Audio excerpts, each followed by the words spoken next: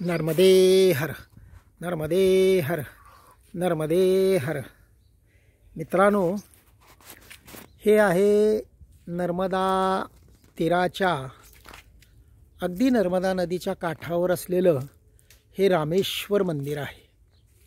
इथल्या पुजाऱ्यांशी मी आत्ता बोललो तर पुजाऱ्यांनी या रामेश्वर मंदिराची माहिती दिली की इथं लंकेवर ज्या वेळेला विजय मिळवून प्रभू रामचंद्र यांनी या ठिकाणी ब्रह्महत्येचं पाप हे निघून जावं म्हणून या नर्मदा तीरावर येऊन वाळूची पिंड आहे, ही रेतीची पिंड, अशी पिंड त्यांच्या म्हणण्यानुसार दुसरीकडे कुठेही नाही।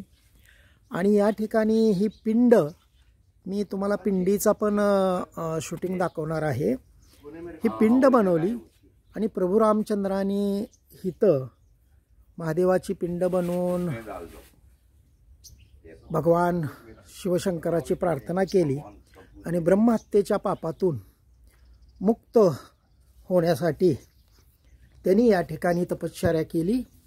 हे असं पवित्र असं नर्मदा नदीचा हा काठ आहे। मी मंदिराच्या आत प्रवेश करतोय आणि ही पिंड तुम्हाला दाखवण्याचा प्रयत्न करतोय। अत्यंत पवित्र अशी ही परिक्रमेतले परिक्रमवासी या ठिकाणी येत असतात। ही रेतीची महादेवाचे लिंग आहे, पूर्ण रेतीचं आहे।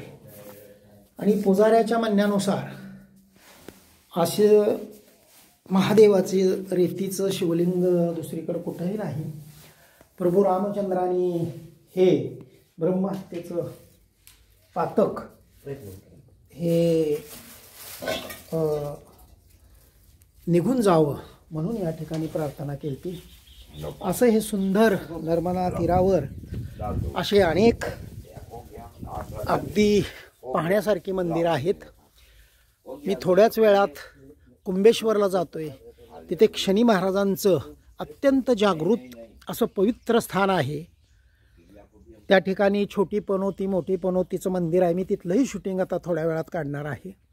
तर अशी ही नर्मदा नदीच्या तीरावर असलेलं रामेश्वर मंदिर। नर्मदे हर, नर्मदे हर,